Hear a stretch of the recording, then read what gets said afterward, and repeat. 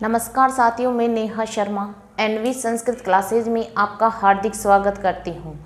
कैसे हो दोस्तों आप? मैं आशा करती हूँ आप स्वस्थ होंगे, मस्त होंगे और अपनी निरंतर पढ़ाई को जारी रख पा रहे होंगे। हमारा जो टॉपिक चल रहा था संज्ञा प्रकरण का, उसमें हम माहेश्वर सूत्रों की चर्चा कर चुके थे पिछली क्लास में, और आज हम माहेश्वर सूत्रों के अनुसार संस्कृत वर्णमाला को देखेंगे कि माहेश्वर सूत्रों के अनुसार कितने स्वर होते हैं और कितने व्यंजन होते हैं। इनकी चर्चा हम इस क्लास में करने वाले हैं। तो सबसे पहले आपसे रिक्वेस्ट है कि क्लास को लाइक करें, शेयर करें और सब्सक्राइब करें, ताकि ज़रूरतमंद विद्यार्थियों तक ये क्लास पहुँचे। इसी श्रृंखला में हम आगे बढ़ते हैं कि स्वर कितने होते हैं, स्वरों की परिभाषा क्या है माहेश्वर सूत्रों के अनुसार, स्वरों के कितने भेद होते हैं, कौन कौन से स्वर मूल स्वर है और कौन कौन से स्वर संयुक्त स्वर है, इन सब की चर्चा हम इस क्लास में करेंगे। तो स्वर किसे कहते हैं, इसकी परिभाषा है स्वयं राजन्ते इति स्वरः, यानी अर्थात जिन वर्णों का उच्चारण करने के लिए अन्य वर्णों की आवश्यकता नहीं होती है, जिनका उच्चारण हम स्वतंत्र रूप से करते हैं, उन्हें स्वर कहते हैं। सिंपल सी परिभाषा है कि स्वतंत्र वर्ण होते हैं, इनका उच्चारण करने के लिए किसी अन्य वर्णों की आवश्यकता हमें नहीं पड़ती है। क्लियर?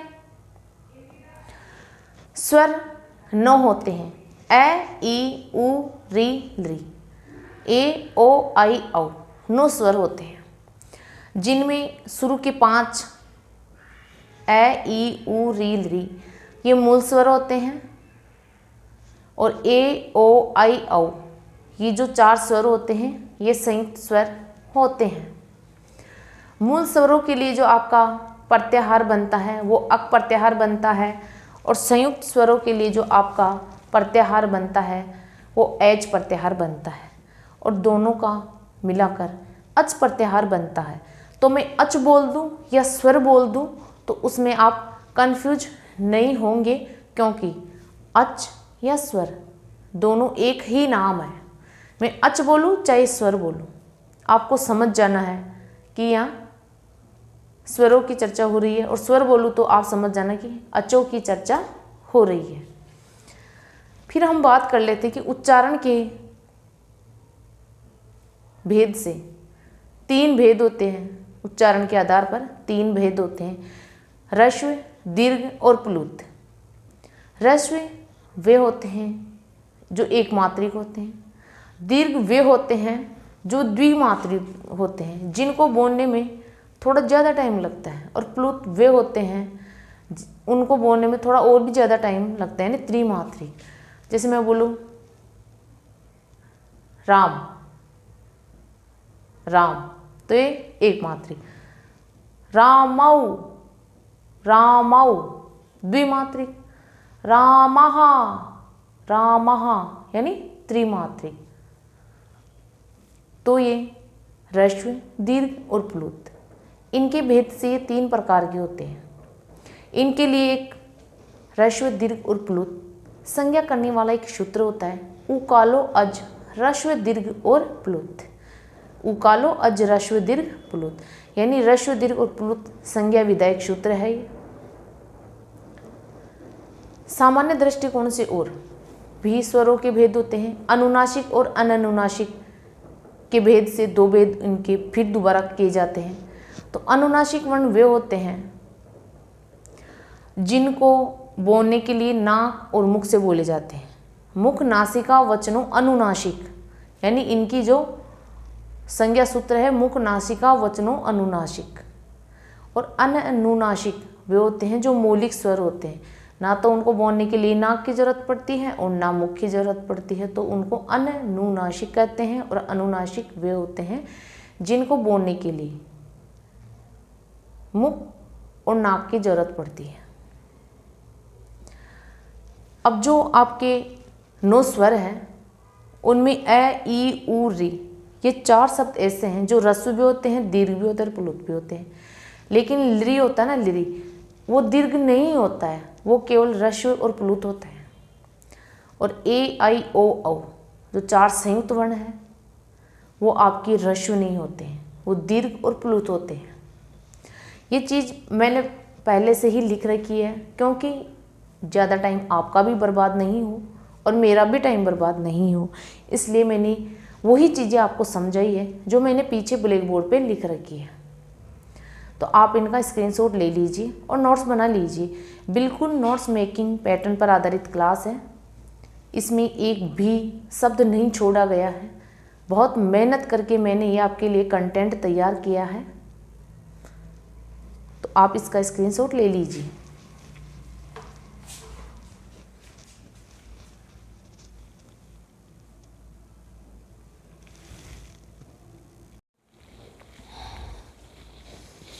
अब हम माहेश्वर सूत्रों के अनुसार स्वरों को देख चुके हैं और अब हम माहेश्वर सूत्रों के अनुसार व्यंजन वर्णों को देखेंगे कि व्यंजन या हल वर्णों को देखेंगे।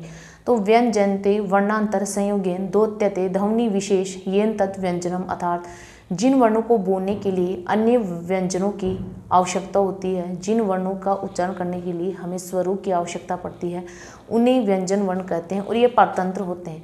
स्वर तो बिना किसी वर्णों के संयोग से बोले जा सकते हैं, लेकिन व्यंजन बिना किसी स्वरों के नहीं बोले जा सकते हैं। इनको बोलने के लिए स्वरों की आवश्यकता पड़ती है।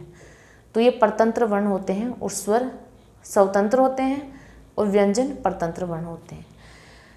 इन्हें 33 वर्ण होते हैं। संस्कृत वर्णमाला में व्यंजन 33 होते हैं। 25 स्पर्श होते हैं, 4 अंतस्थ और 4 ऊष्म। अब सबसे पहले मैं स्पर्श वर्णों की चर्चा कर रही हूँ। यहाँ पे स्पर्श वर्ण कैसे मैं तक, इनका एक सूत्र आता है कादियो मावशाना स्पर्शः, यानी कैसे मैं तक वर्णों को स्पर्श वर्ण कहते हैं। क्लियर। और इनको बोलने के लिए, यानी ऐसे वर्ण जिनको बोलने में उच्चारण स्थानों का स्पर्श होता है। जो उच्चारण स्थान है ना अपने को है विसर्जन नाम कंठ इचु ऐसा नाम तालों में आगे पढ़ाऊंगी। इनको बोलने के लिए उच्चारण स्थानों का स्पर्श होता है। क्लियर है ना। इनको उदित भी कहते हैं, स्पर्श वर्णों को उदित वर्ण भी कहते हैं, वर्ग पंचक भी कहते हैं और पंचम वर्ण, उदित वर्ण, वर्गीय वर्ण। क्योंकि उदित कु चु टू तू पू, इनकी वजह से इनको उदित कहते हैं। वर्गीय यानी 5, जो कु चु टू तू पू 5 वर्ग है, इसलिए वर्गीय। और एक वर्ग में 5 वर्ण है, इसलिए वर्ग पंचक वर्ण भी इनको कहते हैं। अगर कोई डाउट हो तो आप कमेंट बॉक्स में ज़रूर बताना मुझे। आप इसका स्क्रीनशॉट ले लीजिए।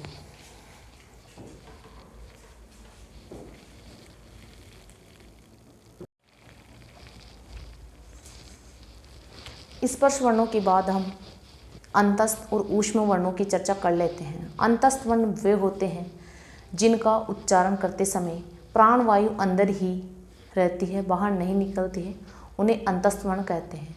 अंतस्थ वर्ण 4 होते हैं, य व र ल। इनके लिए एक सूत्र आता है यव रला अंतस्तः, यव रला अंतस्तः।